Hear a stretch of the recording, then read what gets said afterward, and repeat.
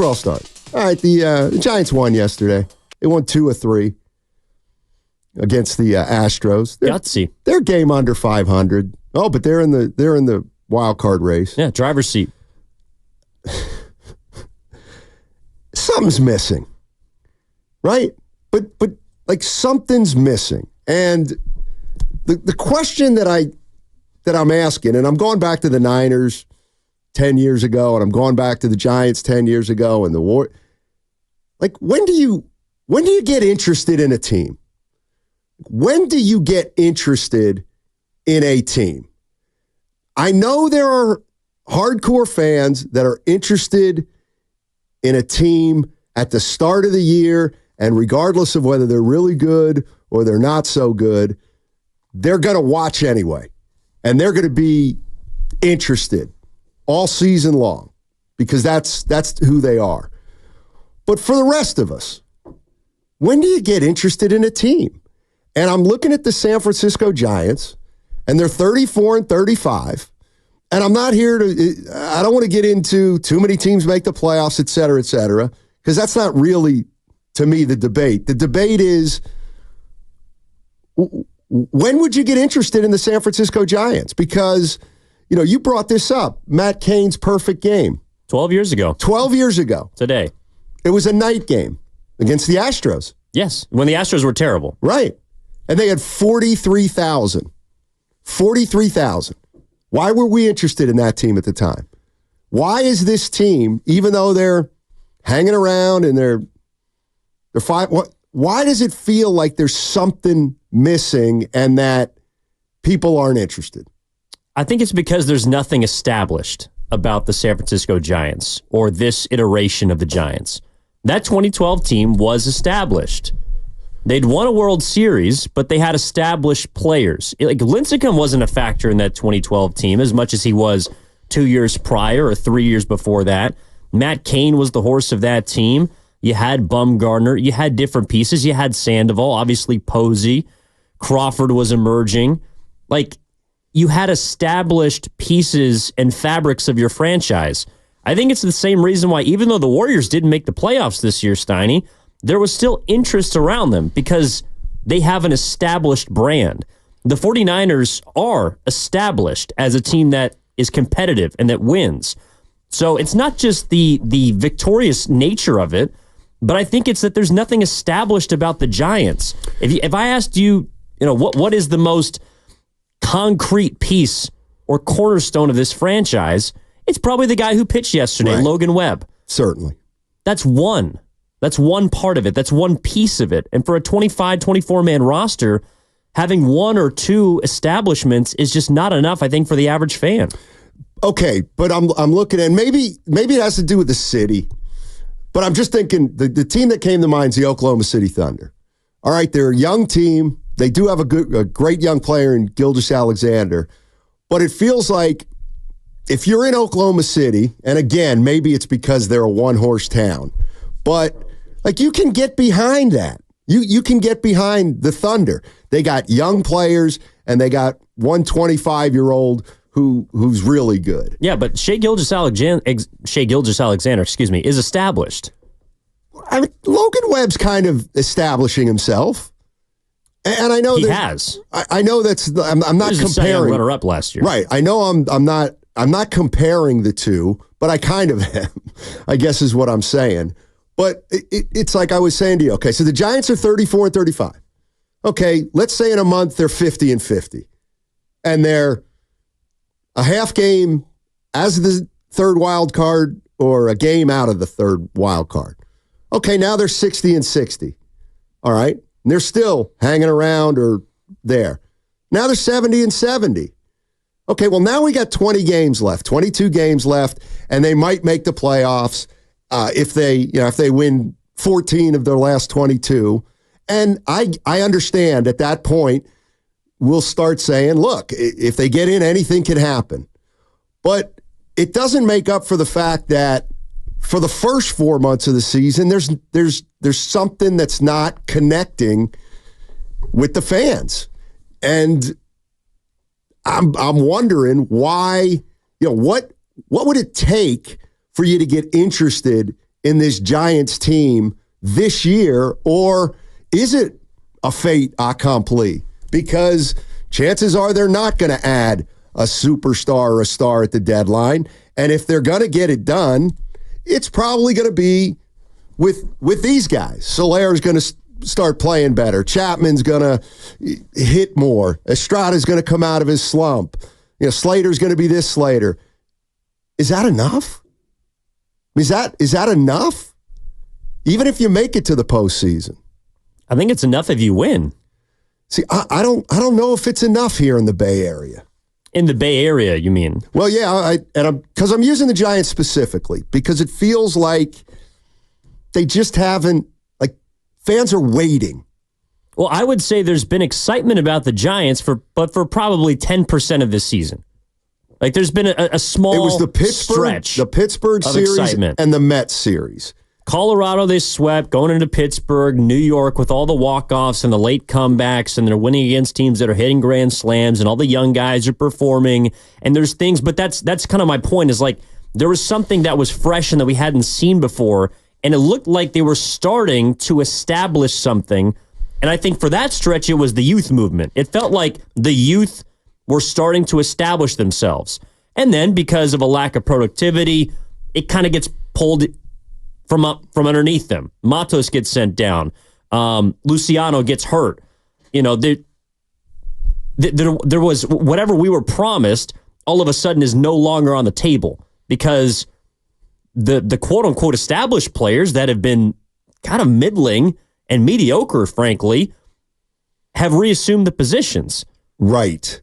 And, the 408 on the Xfinity Mobile text line, he said it'll be very interesting when they start beating the Dodgers, or at least competing with them, and then goes on to say, and everyday players. I mean, in fairness, they have everyday players. They've got Bailey at catcher. I know Lamont Wade's hurt, but he's the first baseman. Estrada's playing second. Chapman's playing third. Solaire's going to DH. Webb's going to, forget the pitching for now. Yaz is going to be there. So they're not doing it like they've done it under Gabe Kapler. And I understood why fans didn't get into the platooning and the righty versus lefty and lefty versus righty. And there's a different guy in a lineup every day, and guys get pinch hit for when the opposing team makes their first pitching change. I completely understand how that's a turnoff. This team, however, is different than that. It's got, this team went out and tried to get more everyday players, and they did. And they're in the lineup most of the time, but there's just, I don't know, there's just doesn't feel like there's anything there with the Giants and this connection they've seemed to lose with the fans. I also don't think there's much personality about this team. What would you say is the moment, or I guess a situation in which we've seen the most personality emit from the San Francisco Giants? Because I have mine. Okay, I think it's very clear. Well, I have, the first thing that popped into mind was Solaire's shoes. His shoes? Yeah, the yellow ones. Well, I'm talking about a moment, like a moment where you felt like you got to know the person that's wearing a San Francisco Giants jersey. I'll go first and go ahead and let you think. So when Kyle Harrison threw up Bryce Harper, or buzzed the tower twice, unintentionally, of course, or maybe it was, I don't know. But that was the first moment where I felt like, oh my gosh, like this team has a pulse. Like this team has some sort of personality, and this specific player, this pitcher, is not afraid to back down from one of the best players in baseball. That was something that grabbed me. That was something that drew interest. Because there was electricity, there was life. And that was the game they lost, by the way, that 3-game series. They lost that game. I don't care about the loss in that situation because there was something that I felt like I could grab onto and connect with. Even if some people perceived it as negative, it was a flash. And there's not enough of that consistently for me to be interested in a team that is hovering up above and below 500. I hear you, and I think that's why even if the Giants start to win at more than a 500 clip, I am really starting to think, and I didn't think this before. I really did think winning is the number one reason that people will be interested. And it still might be the number one reason, but you got to have more than that in the Bay Area. And as I look at these teams over the past 10, 20 years, all right, when the Giants, I get it, they didn't win a World Series with Barry Bonds, but they had Barry Bonds. They had the premier hitter in baseball, and that in and of itself created Giants interest. Then you had the Giants 3 titles. Okay, they won, but there was more than just they won 3 titles. It was Tim Lincecum, homegrown. It was Buster Posey, homegrown. Belt, Crawford, homegrown. It was Brian Wilson with a personality. So that's what they had. Then I look at the 49ers. Well, when were they, at the top? Well, to me, the reason they were interesting in the early 2010s to 2015 was because of Jim Harbaugh and Colin Kaepernick. Those two, they won, but those two personalities took it to another level. The Warriors, Steph Curry, end of story, and then they get Durant. So the Warriors not only won, they had tons of charisma and a ton of swag. This year's, or the 49ers over the last couple of years, they got a lot of personalities, and they got a lot of big boy players. So what I'm getting at is it the chicken or the egg? If the Giants win 14 of 18 and start establishing themselves, do those players automatically become more interesting? And I'm starting to think you need to do more than just win in the Bay Area to capture the imagination of the fans. I mean, I think you have to do that with almost every form of entertainment now. And part of it, I think the most established part of the franchise is the ballpark. But I'm not just showing up for the ballpark. Not anymore. Not anymore. I'm not just going to show up to, feel regaled by, a couple of years ago. I'm not just going to sit there to watch, the bay from the beautiful view or the bright lights behind Oracle Park. That doesn't do it for me anymore. It has to be more than that. It also might have to be more than just the product on the field. There's in-game entertainment that factors into it. How people feel about the experience they have when they go. Maybe it's the city itself. I just feel like, to me, that the fact that the Giants right now, the most established part of them is where they play. It's not the players on the field. When I think about other teams, I think about their players. Right.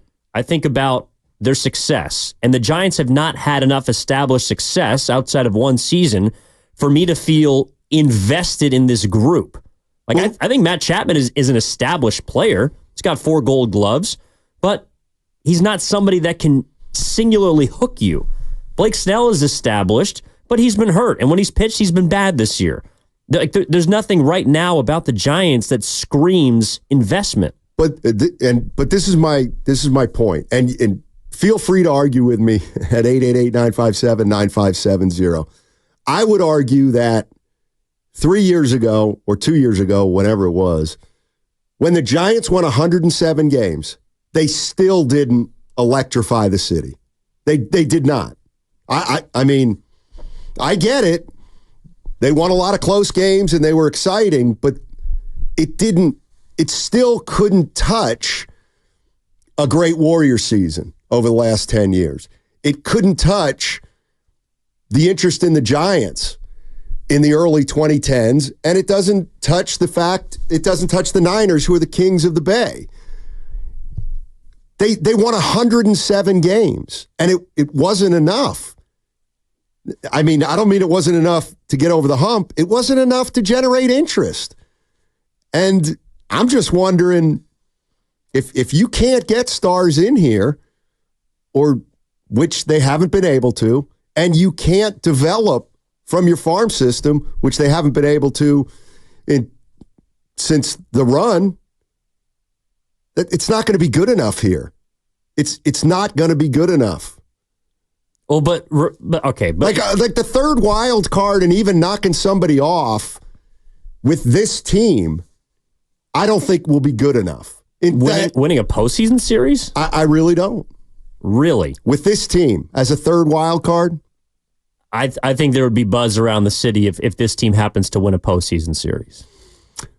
They won 107 games a couple years ago and took the Dodgers to 5 games. They did. And I'm telling you that, yes, we were disappointed when Wilmer Flores got called out on a bad third strike. I don't know. I don't know. I mean, I remember running down Embarcadero with Joe Shasky and people screaming at the top of their lungs at like 10 a.m. I mean, people were juiced about the Giants. Now, I think it's been difficult to recapture that or keep it. Right. Because there's not enough established about this team right now. And perhaps it starts in the front office. Perhaps it starts with ownership for some people. I just don't think there's enough. Like, you're talking about the 2010s or even before with Bonds. That's a high bar. Right. Like the reason why people, I think, are invested in the Warriors is because there's an established dynastic aspect to the franchise. Now, we're trying to see where it's going to go. And maybe I think that interest eventually will wane if they don't continue to win or get back, because that's what happens. But yeah, it's impossible for me to compare this era of Giants baseball to the era of the early 2010s. Like, that's just unfair. They won 3 World Series. Well, that's and the I thing. I don't even know if a lot of people believed that they could do it until they did. And it took 3 times for us to recognize that they actually were the little engine that could.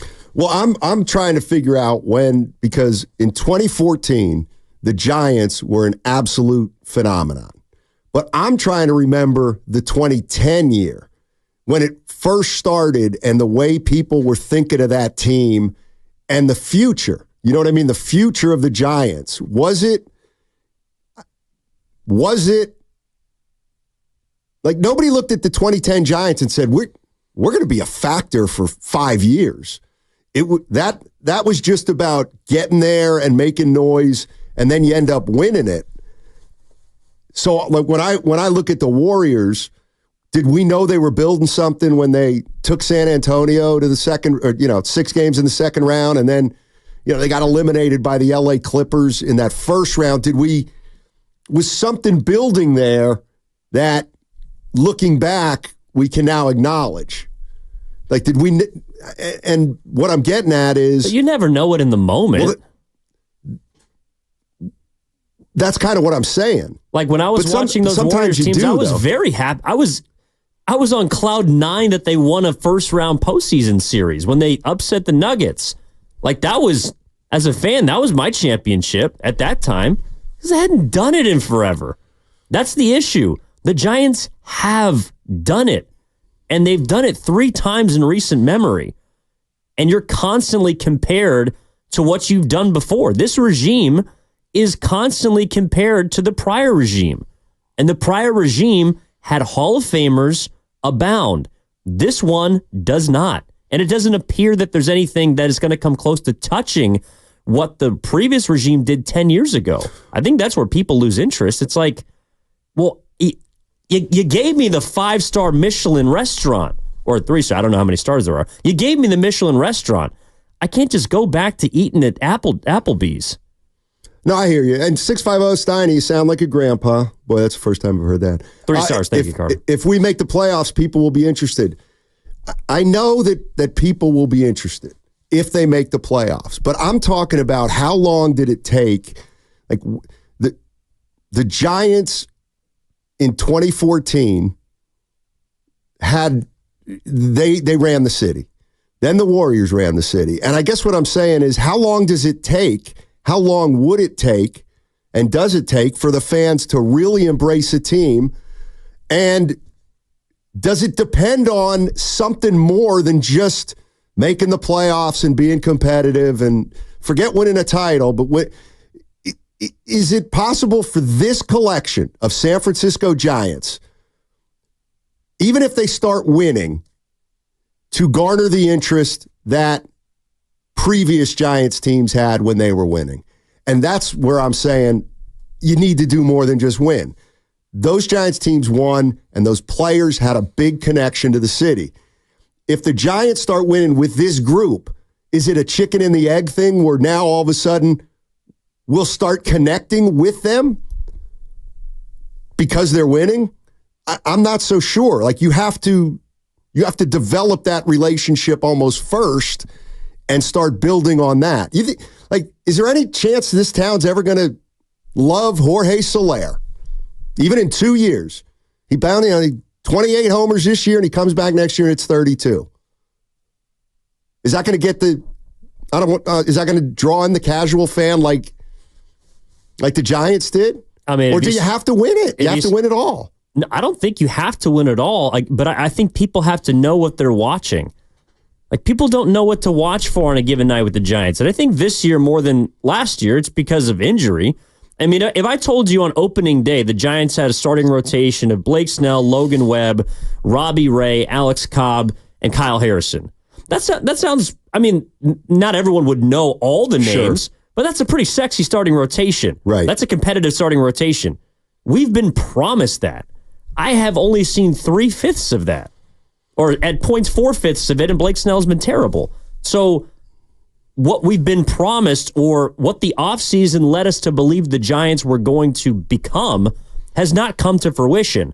And some of it is because of injury. For example, Jung-Hoo Lee was promised as this, upstart Korean baseball player. He gets hurt. He's out for the season. That sucks.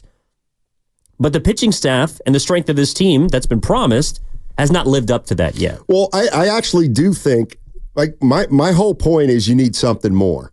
And I agree with you that if the only hope this team has with connecting with the fans, I do think is through their pitching. If Snell comes back and is Snell, and Ray comes back, and all of a sudden, like, I believe you can create excitement by shutting teams down. People come to the ballpark to see the other team get shut down. That's why I think when they won it, Kane and Lincecum and Sanchez, like, I think they were a big part of it. Those names, or the pitching staff of those 3 World Series teams, are Bumgarner, the pieces that I start with. Like, when I remember, I mean, Posey, yes, might be first, right? But that's one position player. Then I think of Lincecum, I think of Kane, I think of Bumgarner, I think of all the dominant arms that they had. Like, that to me was the strength of their team. They were able to hit and score runs without necessarily using the home run ball.